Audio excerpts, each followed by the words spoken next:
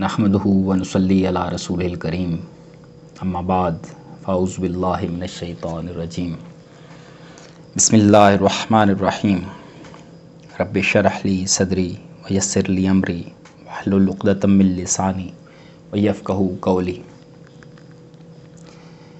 آج کے درس میں سورۃ البقرہ کی 7ویں آیت کا ترجمہ و تفسیر و تشریح پیش کی جائے گی۔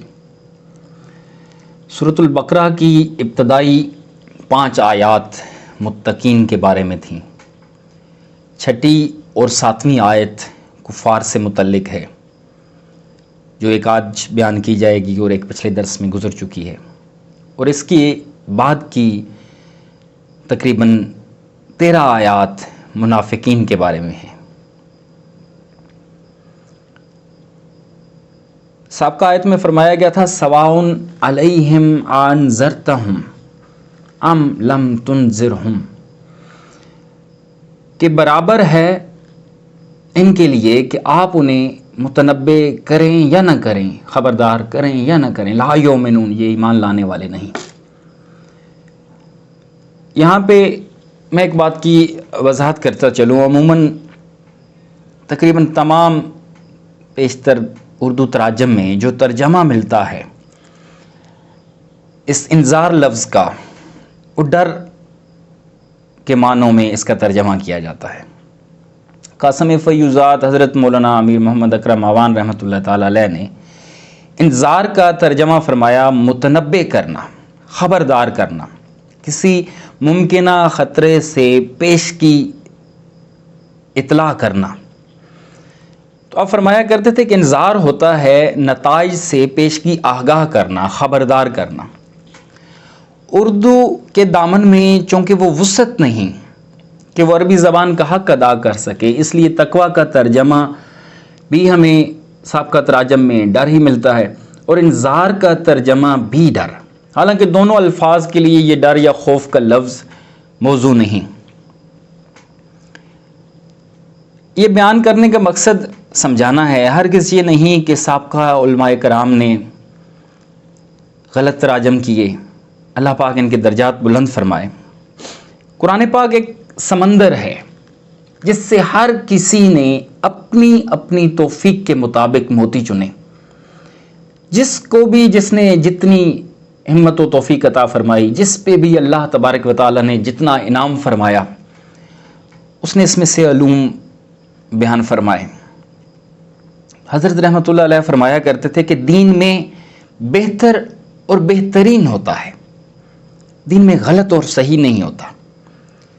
دور حاضر میں ہم اپنے آپ کو، اپنے نظریے کو صحیح ثابت کرنے کے لیے دوسروں کو غلط ثابت کرنے کی کوشش کر رہے ہوتے ہیں۔ تو میرا یہاں پہ یہ انذار کا مفہوم و مطلب سمجھانے کا مقصد یہ نہیں تھا کہ میں سابقہ جو بزرگ ہستیاں گزر چکی ہیں، خدا نخواستہ ان کو غلط ثابت کرنے کی کوشش نہیں کر رہا۔ اللہ پاک مجھے معاف فرمائے، نہ میرا علم اتنا اور نہ میں اس قابل کہ میں اتنی بڑی بڑی ہستیوں کو غلط ثابت کرنے کی کوشش کروں۔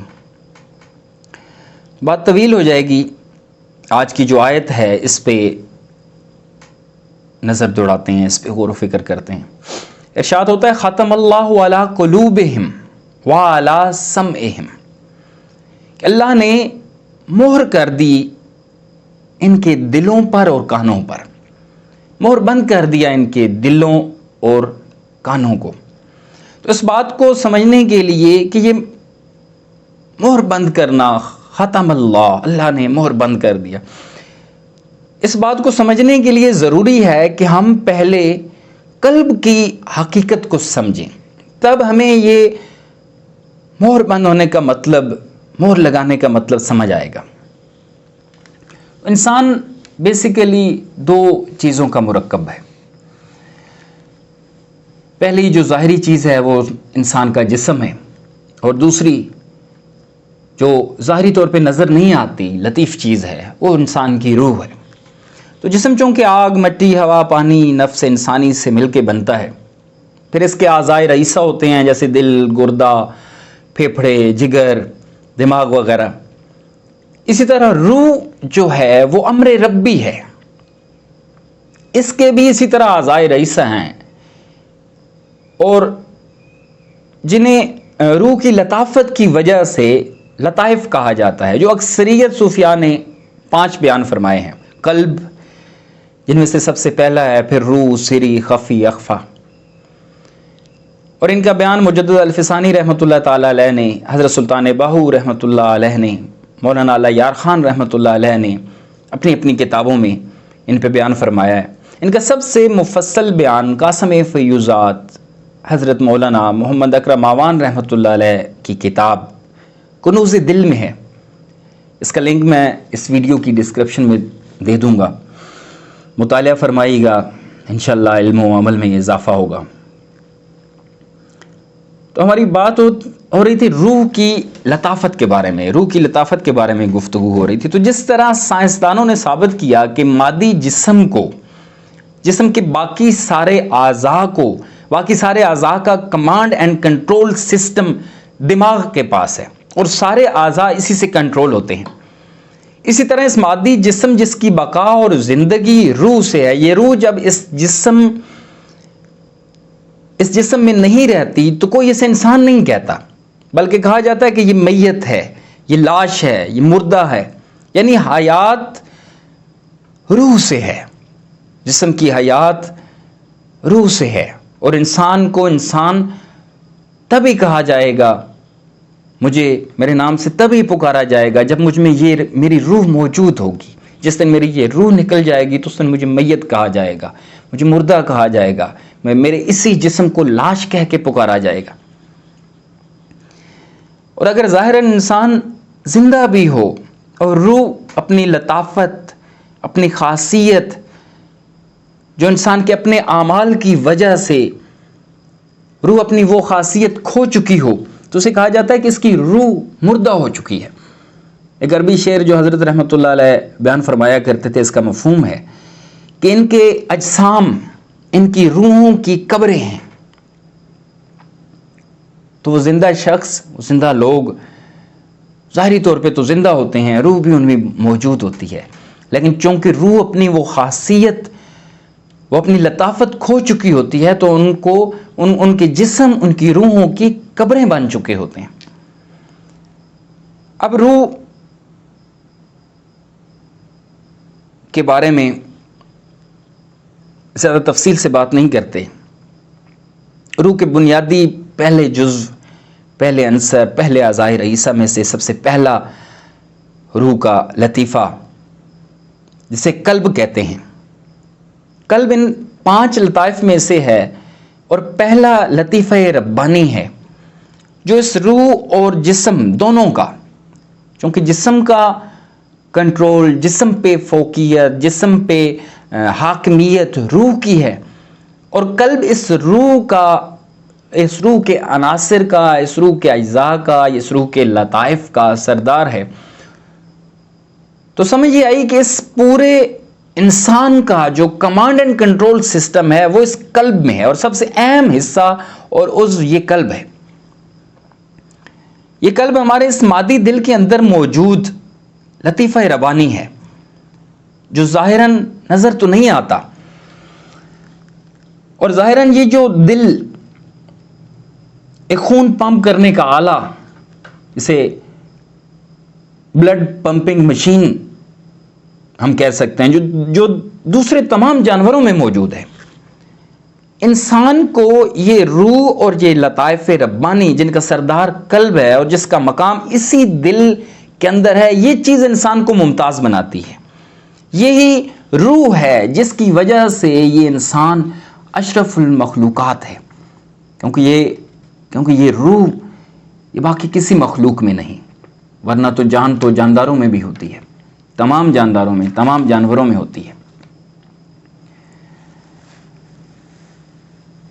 آپ علیہ الصلوۃ والسلام کا فرمان ہے کہ انسانی جسم میں گوشت کا ایک لوتھڑا ہے، جب وہ درست ہوگا تو سارا بدن درست ہوگا، اور جب اس میں بگاڑ آئے گا، جب اس میں فساد آئے گا تو سارے بدن میں، سارے جسم میں بگاڑ آ جائے گا۔ تو فرمایا کہ الا واہی القلب، غور سے سن لو کہ یہ قلب ہے۔ ایک اور حدیث میں ارشاد ہوتا ہے کہ جب کوئی مومن کوئی گناہ کرتا ہے تو اس کے دل پہ ایک سیاہ دھبا لگا دیا جاتا ہے.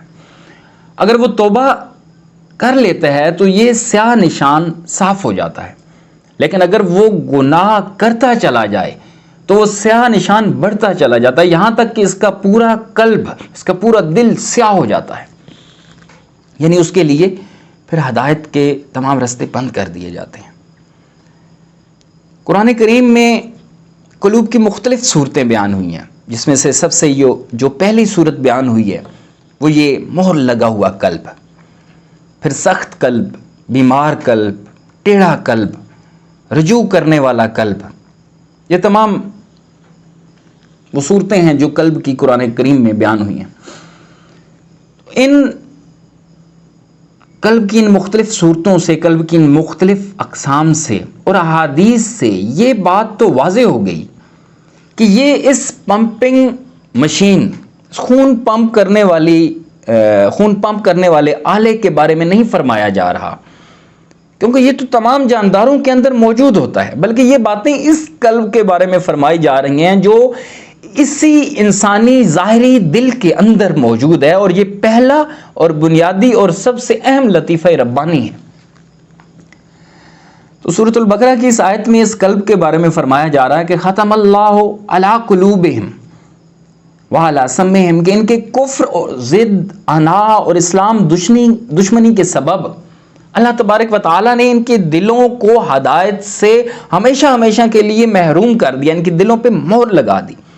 اور یہ ہمیشہ سے نہیں تھا. یہ کیسے ہو سکتا ہے کہ اللہ پاک کسی کو ہدایت سے محروم کر دے؟